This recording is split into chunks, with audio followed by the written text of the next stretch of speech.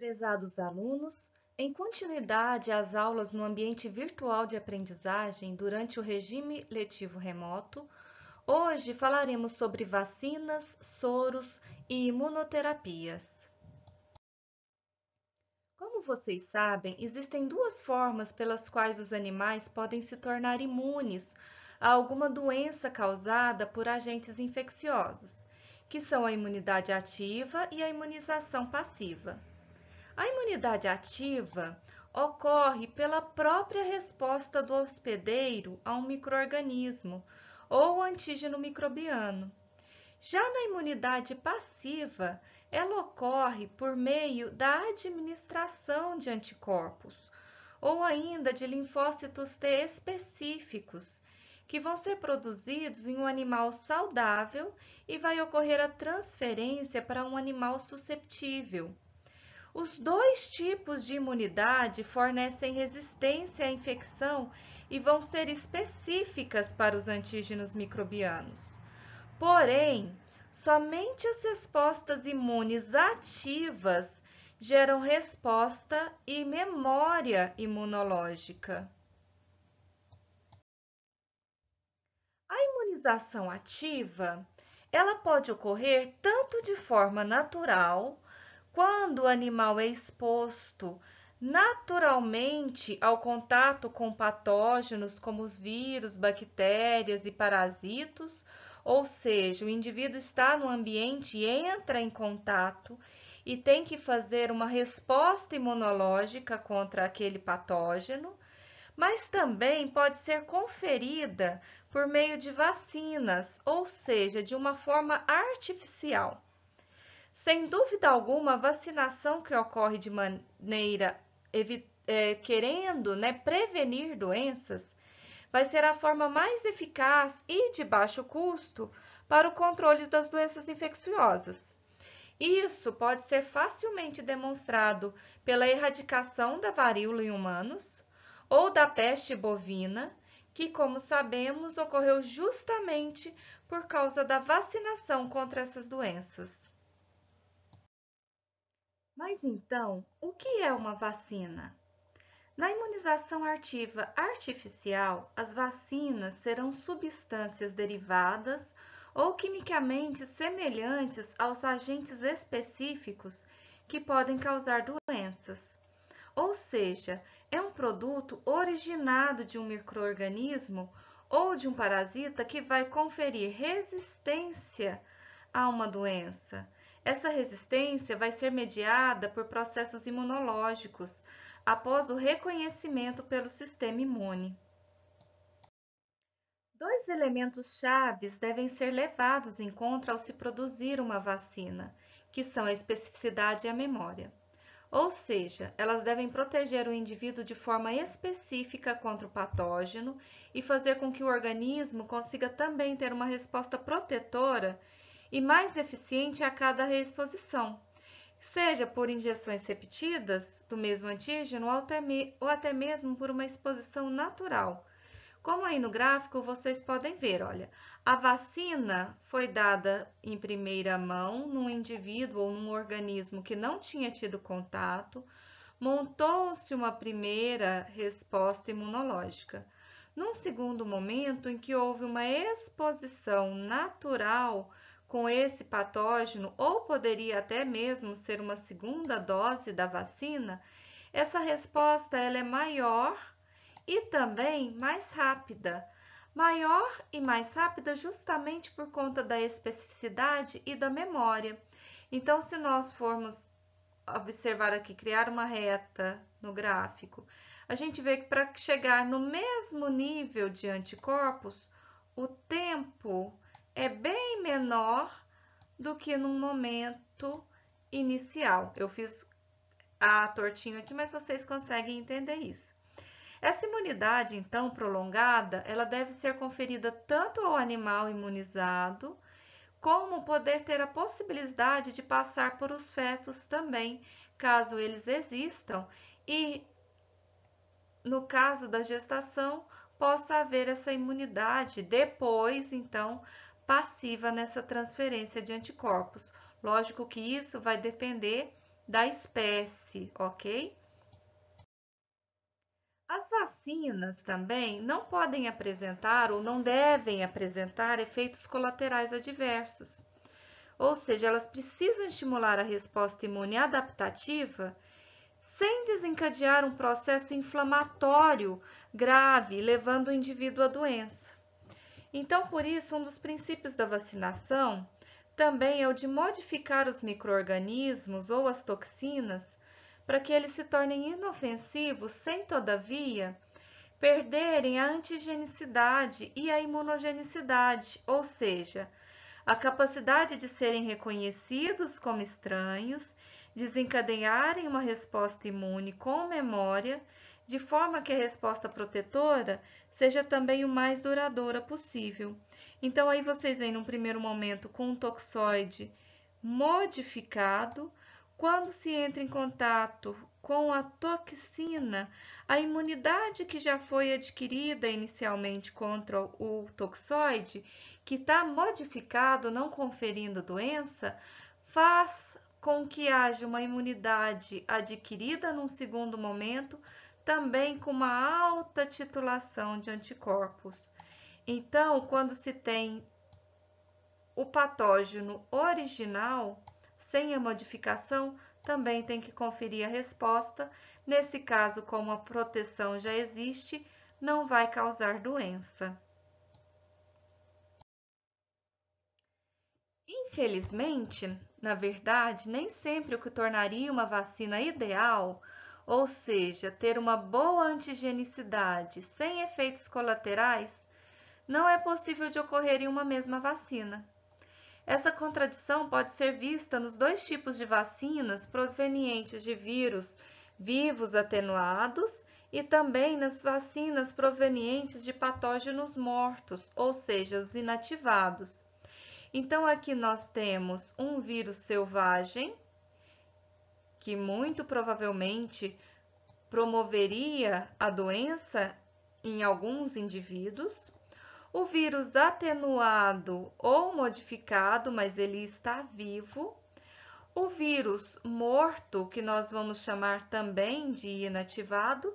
E também as subunidades de vacinas, que vão ser com subunidades purificadas, ou seja, com partes das vacinas.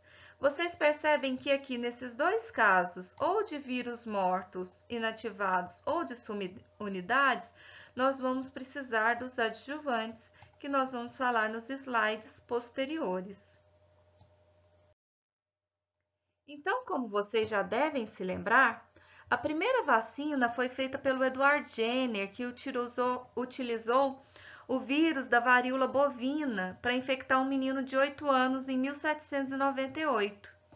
Então, aqui nessa primeira imagem mostra o vírus da vacina, ou vacínia, né, que é da varíola bovina, com os antígenos da varíola humana compartilhando alguns epítopos de superfície. Vocês veem aí o verdinho e o azulzinho, que são epítopos idênticos. Então, como ambos os vírus continham em sua superfície celular esses antígenos em comum, os anticorpos dirigidos contra os epítopos da vaccínia, aqui no caso o azulzinho e o verdinho, ou seja, anticorpos diferentes, eles também reagiam, ou seja, eles conseguiam neutralizar os vírus da varíola humana através da ligação ou da neutralização desses epítopos, conferindo então conferiu com a vacina a imunidade contra a varíola. Posteriormente, foram feitos outros estudos a respeito dessa imunização ativa, ou seja, da vacinação. Então, hoje, nas vacinas, nós podemos ter vários tipos: micro-organismos vivos, que vão estar atenuados, micro-organismos mortos, que vão estar inativados, frações subcelulares e também outros tipos de vacinas, como os toxoides. Então, o que nós podemos ver com isso? Vamos começar primeiro com as vacinas relativas aos micro-organismos vivos e atenuados, que são necessários estarem atenuados para não causarem doença. Então, nessas vacinas com micro-organismos vivos, vai acontecer a replicação, por exemplo, do vírus dentro do organismo do indivíduo vacinado. Porque os patógenos eles vão infectar as células do hospedeiro. Dessa forma, as células infectadas é que vão processar esse antígeno e esse tipo de vacina vai desencadear uma resposta mais intensa ou maior do sistema imune. E isso vai ter o predomínio de uma resposta imunicelular por linfócitos T citotóxicos e também por linfócitos auxiliares do tipo TH1, além também de estimularem uma resposta imune humoral. Como ocorre a replicação do vírus, o indivíduo ele pode ter leves sintomas da doença. Uma das vantagens de se atenuar os micro-organismos é que eles vão manter a capacidade de estimular as respostas inatas e adaptativa e induzirem uma imunidade protetora mais efetiva. Aqui nós temos alguns exemplos, por exemplo, vacinas de patógenos vivos e atenuados, com vírus, a raiva, a cepa de Fleury, ou nos humanos o sarampo, a rubéola e a febre amarela, todas elas são patógenos vivos.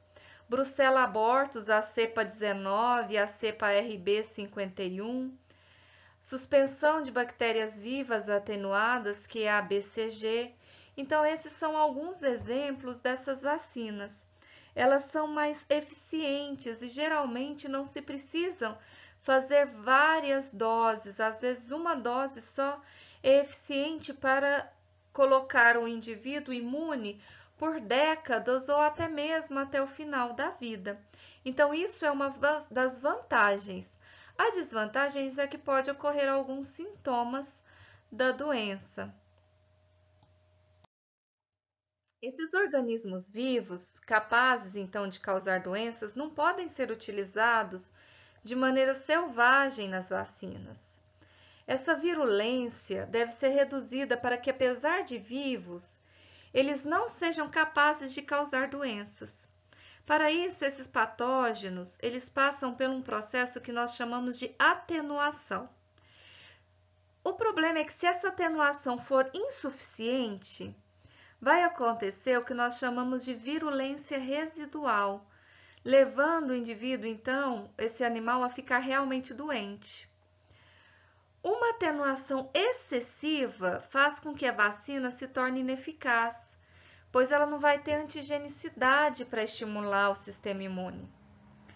De forma tradicional, esses vírus têm sido atenuados pelo cultivo em células de espécies em que eles não estão adaptados. Por exemplo, um vírus aqui, um vírus humano, ele é isolado de um paciente e ele vai crescer em células de culturas humanas. Depois, quando esse vírus ele é utilizado para infectar as células de macaco, vai permitir com que ele se torne atenuado, porque vai acontecer mutações e assim ele não vai conseguir se desenvolver nas células humanas. Nesse caso, esse vírus ele já pode ser usado em vacinas. Um exemplo para isso é o do vírus da peste bovina, que foi atenuado pela primeira vez em células de coelho. Outro exemplo é o que foi feito com o vírus da raiva, que foi atenuado em ovos. E ele vai perdendo sua virulência e pode ser, por exemplo, aplicado em cães e gatos saudáveis, conferindo, então, uma resposta imune, levando essa ativação, ou seja, uma imunidade ativa nesses animais, sem permitir com que eles fiquem doentes com esse vírus que está vivo, mas está atenuado. Quando nós falamos agora de micro-organismos mortos, nós falamos que eles estão inativados. E nesse caso, as respostas mais comuns vão ser por linfócitos auxiliares do tipo TH2. que apesar de não ser a resposta mais adequada para todos os micro-organismos, vai ser a mais segura. Como esses patógenos estão mortos, não vai ocorrer a replicação viral dentro do animal imunizado. Então, com isso, vai ocorrer também uma menor estimulação imunológica. Em contrapartida, vai acontecer menos efeitos colaterais, pois os patógenos eles têm uma virulência menor. Nesse caso, nós podemos citar como exemplo a vacina inativada contra a brucelose, não da cepa 19, mas da cepa 4520, que não vai produzir sintomas nos animais vacinados. Entretanto, essa proteção também é menor, durando cerca de 1 ano, então vai necessitar várias doses da vacina. A inativação desses patógenos deve garantir que ocorra uma antigenicidade similar à dos micro-organismos vivos. E existem alguns agentes que são capazes de levar a essa inativação. Por exemplo, as proteínas elas podem ser levemente desnaturadas pelo tratamento com álcool ou com acetona, podem sofrer inativação também pelo calor.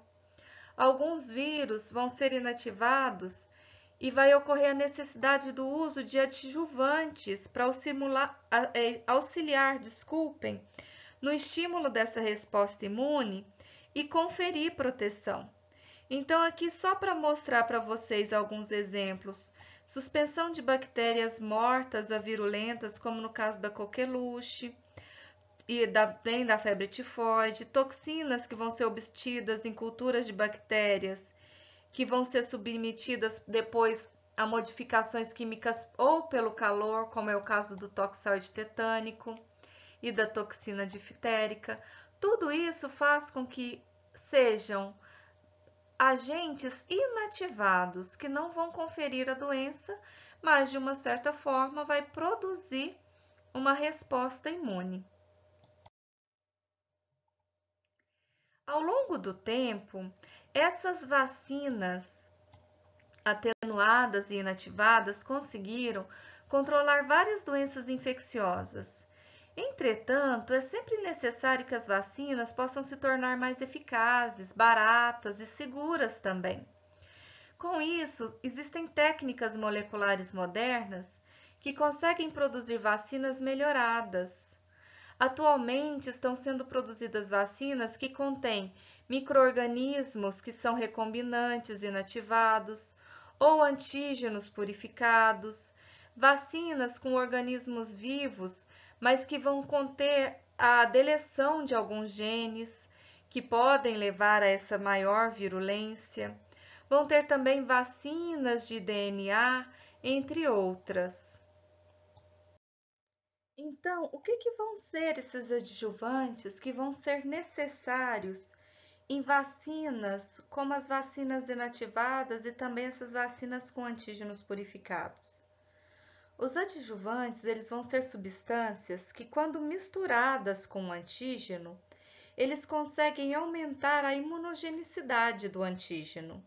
Ou seja, eles servem para aumentar a eficácia desse tipo de vacina que contém antígeno com baixa antigenicidade ou com os antígenos purificados.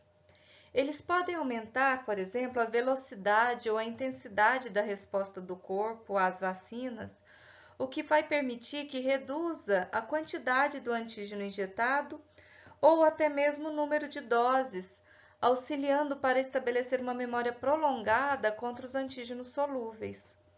Apesar dos mecanismos de ação dos adjuvantes serem pouco compreendidos, existem 3 grupos que vão depender do seu modo de ação. O primeiro vai ser chamado de adjuvante de depósito, cujo exemplo é o fosfato de alumínio, e ele protege o antígeno da degradação. Dessa forma, eles prolongam as respostas imunes para que elas possam ser mais eficientes e efetivas. O segundo grupo, dos adjuvantes particulados, vão possuir partículas que vão transportar os antígenos para as células apresentadoras, como as células dendríticas, que vão possibilitar então com que haja uma melhor apresentação.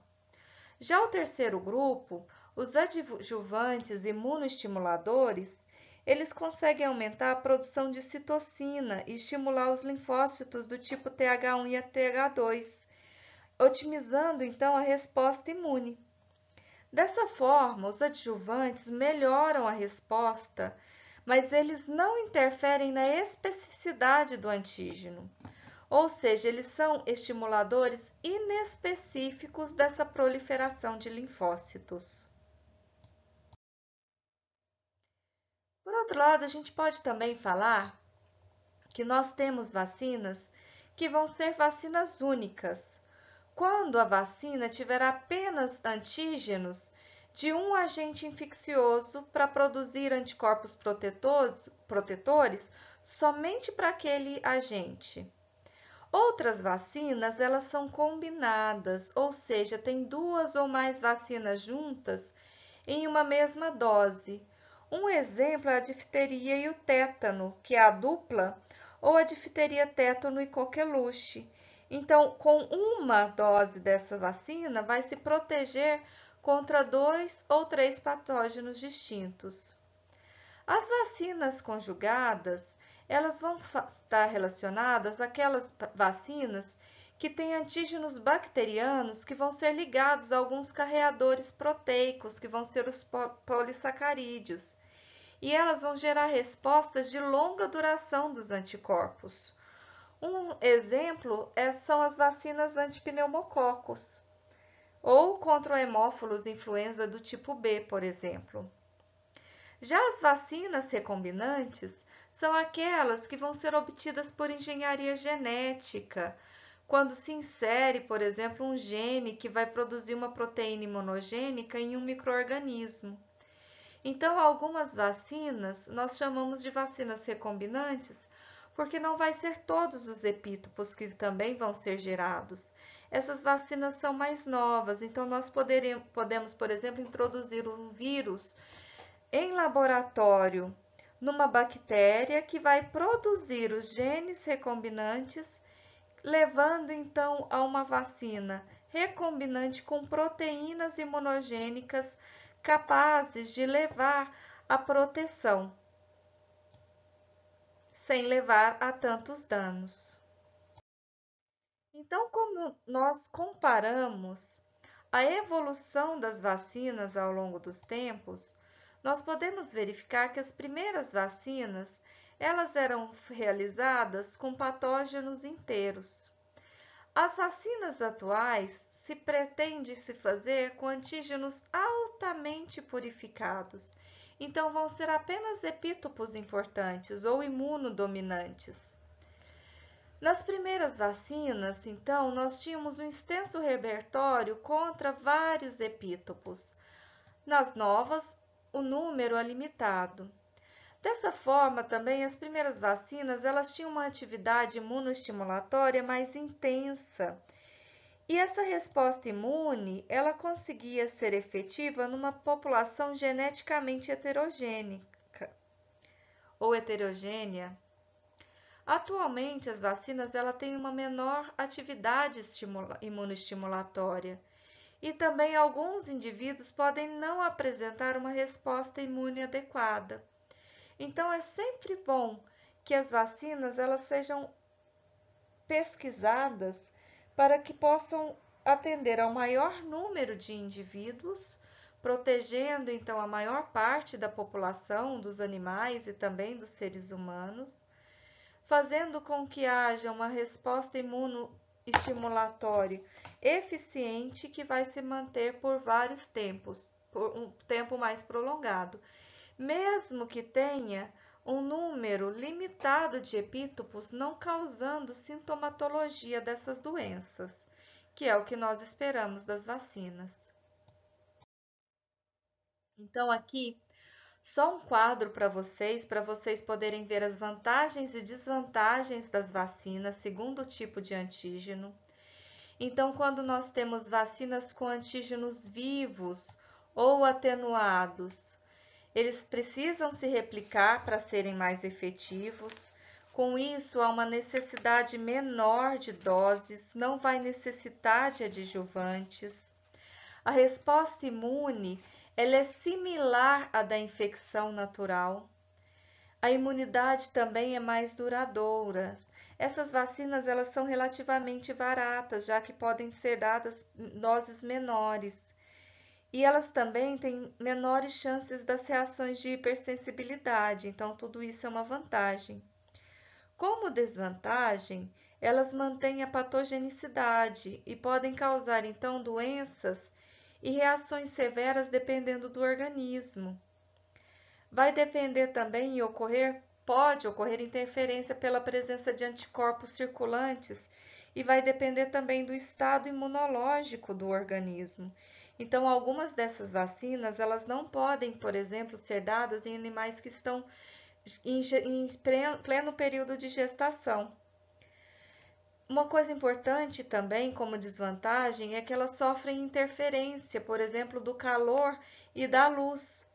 Então, essas vacinas, elas precisam muitas vezes de estabilizantes, porque elas não estão estáveis no armazenamento, então precisa de um cuidado maior.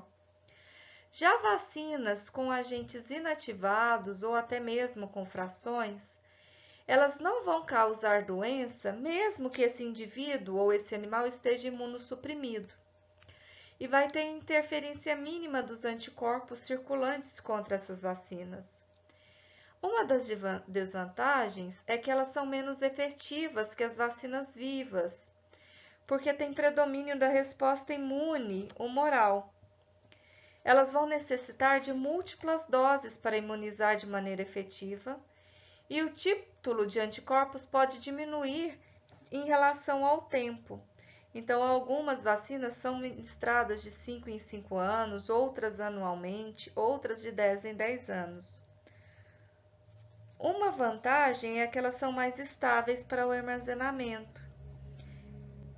E como elas não se replicam, é muito improvável que elas tenham organismos contaminantes vivos e elas também não vão se disseminar para outros animais. Então, elas não têm essa capacidade de infectar outros animais a partir da vacinação.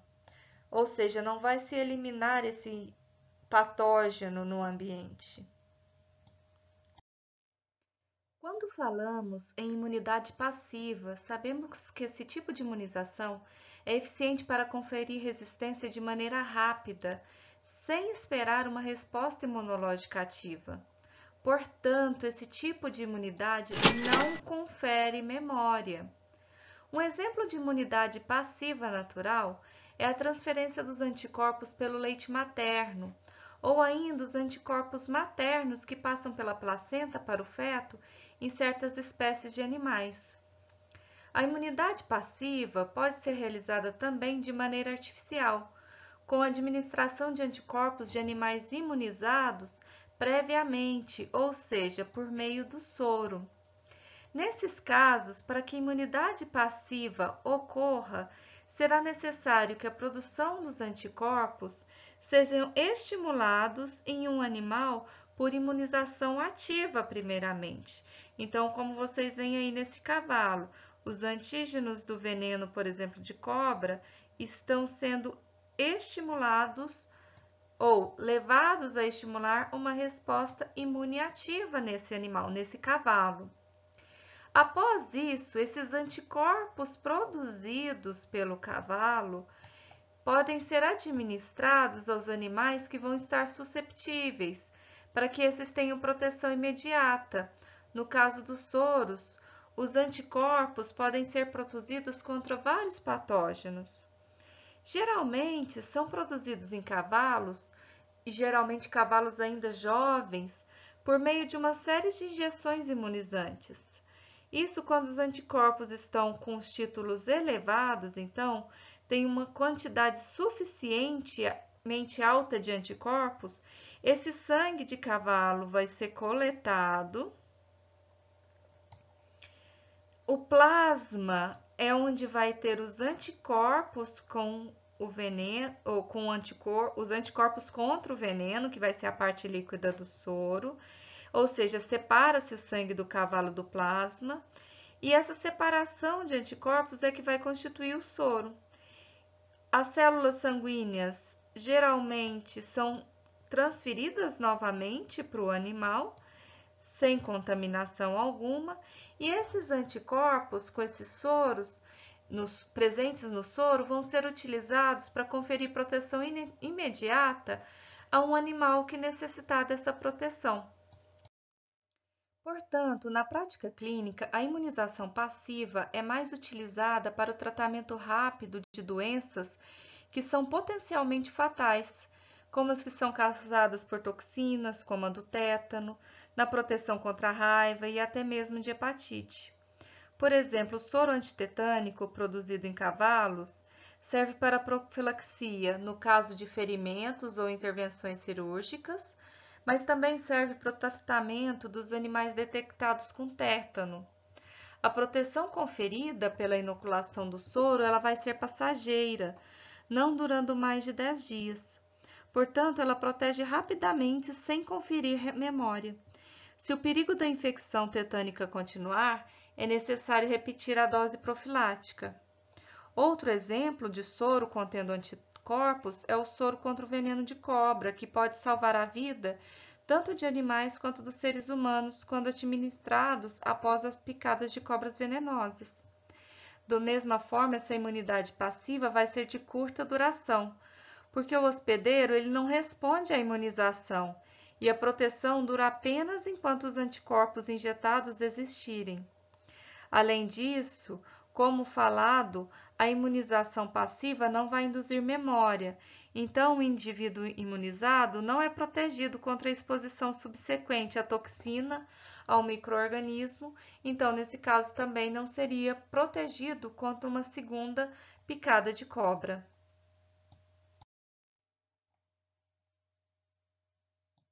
A imunoterapia contra doenças de hipersensibilidades, como as alergias, o tratamento se faz com a dessensibilização do animal, induzindo a tolerância dos alérgenos, por exemplo. Dessa forma, os clínicos tentam limitar o aparecimento de reações alérgicas através de tratamentos que visam alterar a resposta imunológica específica para o alérgeno do paciente.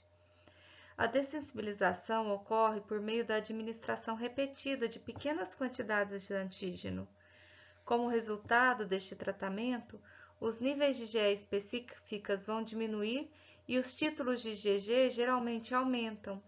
Isso faz com que talvez ocorra a inibição da produção de IgE através da neutralização do antígeno e de feedback negativo e de feedback de anticorpos.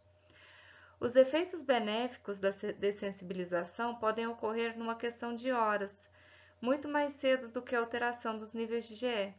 Ou seja, nesse caso, a imunoterapia irá promover uma diminuição das respostas imunológicas contra esses antígenos inócuos. Então, alunos, eu gostaria de encerrar a aula de hoje, antes de vocês reentrarem no Hangout, com a frase do Louis Pasteur, que diz que a ciência não tem país, porque o conhecimento pertence à humanidade. Que vocês possam estudar muitos para auxiliar na ciência, auxiliar nas pesquisas na área da medicina veterinária e dessa forma também auxiliar a humanidade como um todo. Estas são as referências. No Imunologia Celular e Molecular, procurem por imunidade, por vacinação, porque vários capítulos contam com essa parte. No Imunologia Veterinária do TISAR, o capítulo 23 e o 24. E o artigo Soros e Vacinas do Butantan poderão auxiliá-los também na aula de hoje.